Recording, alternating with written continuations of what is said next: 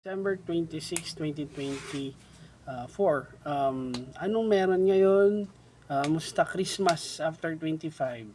May hangover pa ba kayo? Ano plano nyo? 6 days more to go at New Year's na. Manood kayo ng live ko. May New Year's Eve tayo. Malay mo may kutukan. O, diba? Sama kayo. Manood kayo guys.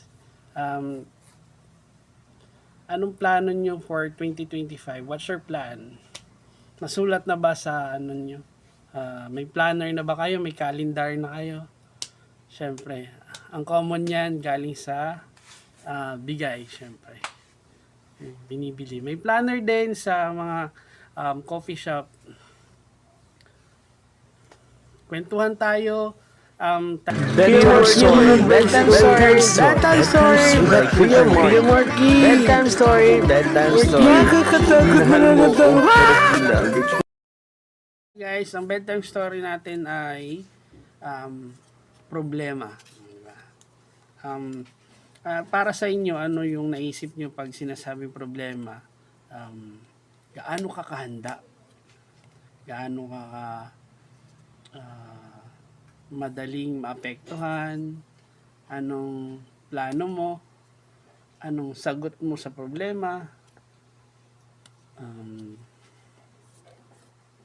Kung akong tatanungin, syempre magdasal, guidance, tapos solusyonan. Basta humingi ka lang ng guidance, I'm sure kaya mo yan. Kasi kung hindi, matulog ka na lang. Huwag nang problemahin yan. Bukas, problema pa rin yan. Diba? May nabasa ako kanina, mag-pray kayo sa mga nasalanta nung Indian Ocean tsunami, diba? Pray na lang sa mga salanta nung 2006. Yun sa GMA News Online. Yan. Ingat kayo guys, kung may kwento kayo, comment nyo kung anong sagot nyo sa problema.